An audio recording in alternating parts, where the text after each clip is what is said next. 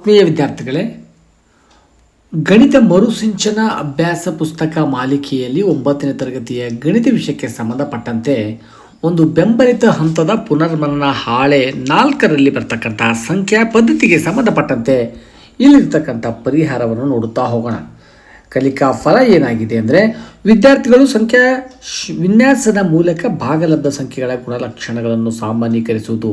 ಹಾಗಾದರೆ ಇಲ್ಲಿ ಇರ್ತಕ್ಕಂಥ ಒಂದು ಭಾಗಾಕಾರಕ್ಕೆ ಸಂಬಂಧಪಟ್ಟಿರ್ತಕ್ಕಂಥ ಒಂದು ನಿಯಮಗಳು ಏನೇನಿದ್ದಾವೆ ಅನ್ನೋದ್ರ ಬಗ್ಗೆ ನೋಡ್ತಾ ಹೋಗಬೇಕಾಗುತ್ತೆ.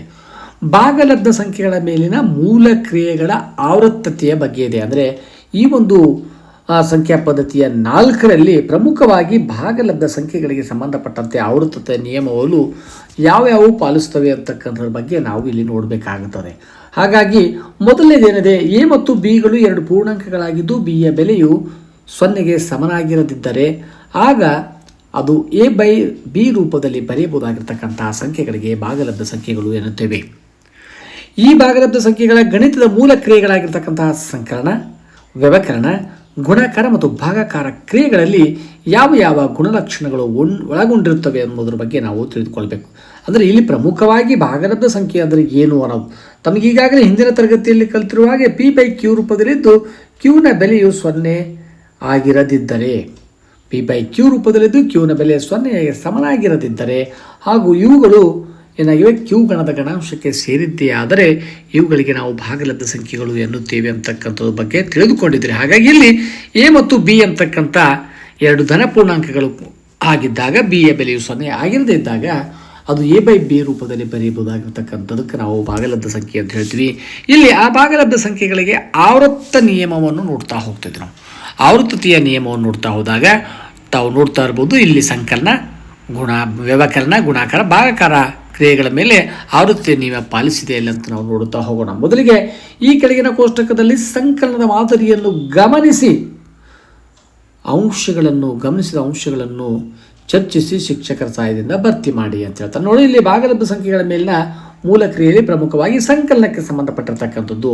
ಸೊ ಯಾವುದಾದ್ರೂ 2 ಬೆಲೆ, ಒಂದು ಭಾಗಲಬ್ಧ ಸಂಖ್ಯೆಗಳನ್ನು ಯಾವುದಾದ್ರೂ 2 ಬೆಲೆಗಳನ್ನು ತೆಗೆದುಕೊಂಡು ಅವುಗಳ ಮೊತ್ತವನ್ನು ಮಾಡಿದಾಗ ಅದು ಆ ಒಂದು ಭಾಗಲಬ್ಧ ಸಂಖ್ಯೆಯ ಗಣಕ್ಕೆ ಸೇರಿರುತ್ತದೆ ಅಂತಕ್ಕಂಥದ್ದು ಇಲ್ಲಿ ತೋರಿಸಲಾಗಿದೆ.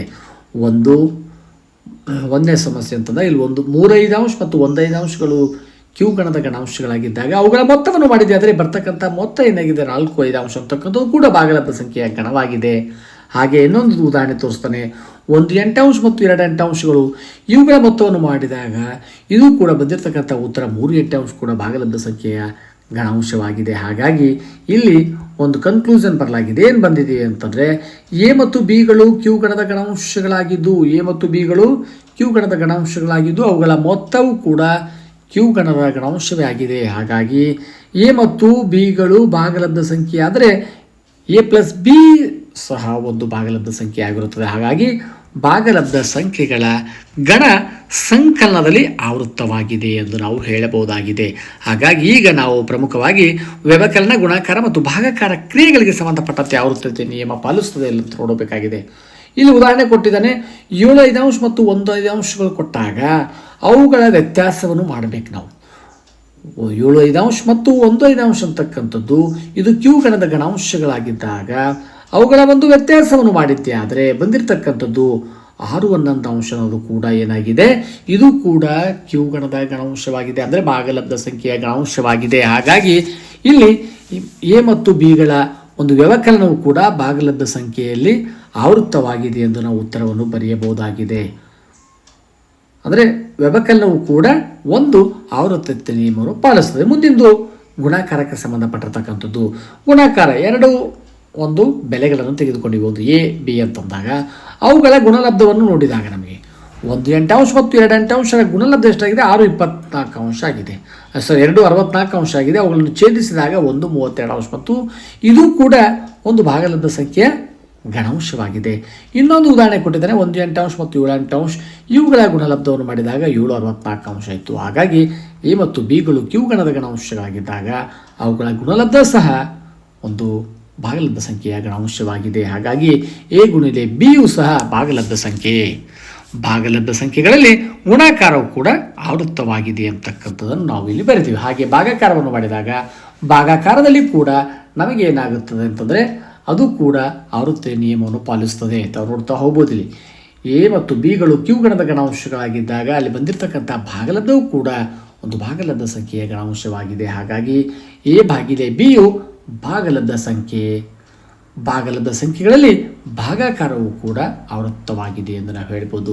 ಇದಾದ ನಂತರ ಮುಂದೆ ಬರ್ತಕ್ಕಂಥದ್ದು ಪರಿವರ್ತನೆಯ ನಿಯಮ. ಪರಿವರ್ತನೆಯ ನಿಯಮವನ್ನು ನೋಡ್ತಾ ಹೋಗಬೇಕಾಗುತ್ತೆ. ಇಲ್ಲೂ ಕೂಡ ಸಂಕಲನ, ವ್ಯವಕಲನ, ಗುಣಾಕಾರ ಮತ್ತು ಭಾಗಾಕಾರಕ್ಕೆ ಸಂಬಂಧಪಟ್ಟಿರ್ತಕ್ಕಂಥ ಒಂದು ಪರಿವರ್ತನೆ ನಿಯಮವನ್ನು ನೋಡ್ತಾ ಹೋದಾಗ ನಮಗೆ ಇಲ್ಲಿ ಏನಾಗ್ತದೆ, ಈಗಾಗಲೇ ಸಂಕಲನದಲ್ಲಿ ಏನಾಗ್ತದೆ ನೋಡುತ್ತಾ ಇರ್ಬೋದು. ಇಲ್ಲಿ ಭಾಗಲಬ್ಧ ಸಂಖ್ಯೆಯಲ್ಲಿ ಕೊಟ್ಟಾಗ 2 ನೋಡಿದಾಗ 3 5 ಮತ್ತು 1 5 ಅಂತಕ್ಕಂಥದ್ದು ಭಾಗಲಬ್ಧ ಸಂಖ್ಯೆಯ ಗಣಗಳಾದಾಗ ಆಗ ಅವುಗಳ ಒಂದು ಮೊತ್ತವನ್ನು ಮಾಡಿದಾಗ ಅದಲು ಬದಲು ಮಾಡಿದಾಗ A plus B is equal to B plus A ಆಗಿದ್ದೇ ಆದರೆ ಅದು ಪರಿವರ್ತನೆ ನಿಯಮವು ಪಾಲಿಸ್ತದೆ. ಹಾಗಾಗಿ ಇಲ್ಲಿ ಕೊಟ್ಟಿರ್ತಕ್ಕಂಥ ಉದಾಹರಣೆಗಳನ್ನು ನಾವು ಅದಲು ಬದಲು ಮಾಡಿ ಕೂಡಿಸಿದರೂ ಕೂಡ ನಮಗೇನಾಗಿದೆ, ಇದು ಪರಿವರ್ತನೆ ನಿಯಮ ಪಾಲಿಸ್ತದೆ ಅಂತ ನಾವು ಹೇಳ್ಬೋದಾಗಿದೆ. ಹಾಗಾಗಿ ಇಲ್ಲಿ ಕೊಟ್ಟಿರ್ತಕ್ಕಂಥ ಒಂದು ಡೆಫಿನೇಷನ್ ಏನಾಗಿದೆ ನೋಡ್ತಾ ಹೋಗಿ. ಇಲ್ಲಿ ಎ ಮತ್ತು ಬಿಗಳು ಒಂದು ಭಾಗಲಬ್ಧ ಸಂಖ್ಯೆಯ ಗಣಗಳಾಗಿದ್ದಾಗ ಅವುಗಳ ಮೊತ್ತವೂ ಕೂಡ ಭಾಗಲಬ್ಧ ಸಂಖ್ಯೆಯ ಗಣ ಆಗಿದೆ. ಸೊ ಎ ಮತ್ತು ಬಿಗಳು ಭಾಗಲಬ್ಧ ಸಂಖ್ಯೆ ಆದರೆ A plus B is equal to B plus A ಸಹ ಒಂದು ಭಾಗಲಬ್ಧ ಸಂಖ್ಯೆ ಆಗಿರುತ್ತದೆ. ಹಾಗಾಗಿ ಭಾಗಲಬ್ಧ ಸಂಖ್ಯೆಗಳ ಗಣ ಸಂಕಲನದಲ್ಲಿ ಆವೃತ್ತವಾಗಿದೆ ಎಂದು ನಾವು ಹೇಳಬಹುದು. ಹಾಗೆ ವ್ಯವಕಲನವನ್ನು ಮಾಡಿದಾಗ ವ್ಯವಕಲನ ಕ್ರಿಯೆಯಲ್ಲಿ ನಮಗೇನಾಗುತ್ತದೆ ಅಂತಂದರೆ ಪರಿವರ್ತನೆ ನಿಯಮ ಪಾಲಿಸುವುದಿಲ್ಲ. ಅಲ್ಲಿ ಕೊಟ್ಟಿರುವ ಉದಾಹರಣೆಗಳನ್ನು ನಾವು ವ್ಯತ್ಯಾಸ ಮಾಡಿದಾಗ A minus B is not equal to B minus A ಎಂದು ನಾವು ಹೇಳಬಹುದಾಗಿದೆ. ಇಲ್ಲಿ ಕೊನೆಗೆ ಏನು ಹೇಳ್ಬೋದು, A minus B is not equal to B minus A. ಹಾಗಾಗಿ ಇಲ್ಲಿ ಭಾಗಲಬ್ಧ ಸಂಖ್ಯೆಗಳಲ್ಲಿ ನಮಗೇನಾಗುತ್ತದೆ ಅಂತಂದರೆ ಒಂದು ಭಾಗಲಬ್ಧ ಸಂಖ್ಯೆಗಳಲ್ಲಿ ವ್ಯವಕಲನವು ಆವೃತ್ತವಾಗಿಲ್ಲ ಎಂದು ನಾವು ಹೇಳಬಹುದಾಗಿದೆ. ತಾವುಗಳಲ್ಲಿ ವೀಕ್ಷಿಸಬಹುದು. ಹಾಗೆ ಗುಣಾಕಾರಕ್ಕೆ ಸಂಬಂಧಪಟ್ಟಂತೆ ಗುಣಾಕಾರದಲ್ಲಿ ನೋಡಿದಾಗ ಭಾಗಲಬ್ಧ ಸಂಖ್ಯೆಗಳಲ್ಲಿ ಗುಣಾಕಾರವನ್ನು ಮಾಡಿದಾಗ ಇಲ್ಲಿ ನಮಗೇನಾಗುತ್ತದೆ ಅಂದರೆ ಗುಣಾಕಾರ ಆವೃತ್ತವಾಗಿದೆ ಅಂತ ನಾವು ಹೇಳ್ಬೋದು. ಅಂದರೆ ಇಲ್ಲಿ ಪರಿವರ್ತನೆ ನಿಯಮವನ್ನು ಪಾಲಿಸ್ತದೆ ಅಂತ ಹೇಳ್ಬೋದು. ಹಾಗಾಗಿ ಇಲ್ಲಿ ನೋಡ್ಬೋದು A by B into C by T is equal to C by D into A by B ಅಂತಕ್ಕಂಥ ಭಾಗಲಬ್ಧ ಸಂಖ್ಯೆಗಳಲ್ಲಿ ಗುಣಾಕಾರವು ಕೂಡ ಏನಾಗಿದೆ, ಇಲ್ಲಿ ಆವೃತ್ತವಾಗಿದೆ ಎಂದು ನಾವು ಹೇಳಬಹುದಾಗಿದೆ. ಹಾಗೆ ಭಾಗಾಕಾರದಲ್ಲಿ ಕೂಡ ಇದು ಆವೃತ್ತವಾಗಿಲ್ಲ ಅಂತಕ್ಕಂಥ ಅಂಶವನ್ನು ಇಲ್ಲಿ ನಾವು ಮಾಡಿ ತೋರಿಸಿದ್ವಿ, ತಾವುಗಳು ನೋಡಬಹುದು. ಈ ರೀತಿಯಲ್ಲಿ ಭಾಗಲಬ್ಧ ಸಂಖ್ಯೆಗಳಲ್ಲಿ ಬಂದಿರತಕ್ಕಂಥ ಒಂದು ನಿಯಮಗಳು ಪಾಲಿಸ್ತವಿಲ್ಲ ಅನ್ನೋದು ನೋಡಿದ್ವಿ. ಅಂದರೆ ಮುಂದಿನ ಒಂದು ಸಮಸ್ಯೆ ಅಂತಂದರೆ ಒಂದು ಸಹವರ್ತನೆಯ ನಿಯಮ ಅಂತ ಹೇಳ್ಬೋದು. ಆವೃತ್ತತೆ ನೋಡಿದ್ವಿ, ಪರಿವರ್ತನೆಯ ನೋಡಿದ್ವಿ, ಈಗ ಸಹವರ್ತನೆಯನ್ನು ನೋಡಿದಾಗ ಸಹವರ್ತನೆಯಲ್ಲಿ ನೋಡಿದಾಗ ನಮಗೆ 3 ಬೆಲೆಗಳನ್ನು ತೆಗೆದುಕೊಳ್ಬೇಕಾಗುತ್ತೆ.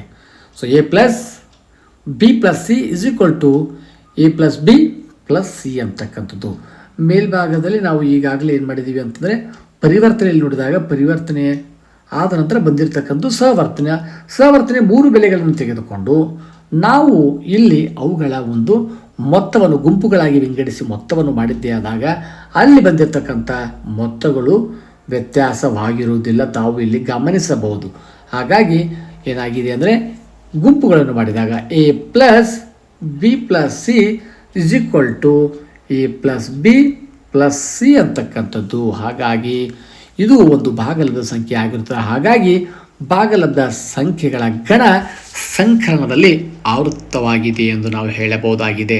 ಹಾಗಾಗಿ ವ್ಯವಕಲನದಲ್ಲಿ ಭಾಗಲಬ್ಧ ಸಂಖ್ಯೆಗಳ ಗಣ ಆವೃತ್ತವಾಗಿಲ್ಲ ಅಂತಕ್ಕಂಥದ್ದನ್ನು ತಾವುಗಳು ಇಲ್ಲಿ ನೋಡಬಹುದಾಗಿದೆ. ನಂತರದಲ್ಲಿ ಗುಣಾಕಾರಕ್ಕೆ ಸಂಬಂಧಪಟ್ಟಂತೆ ಇಲ್ಲಿ ಏನಾಗಿದೆ, ಆವೃತ್ತವಾಗಿದೆ ಅಂತಕ್ಕಂಥದ್ದು.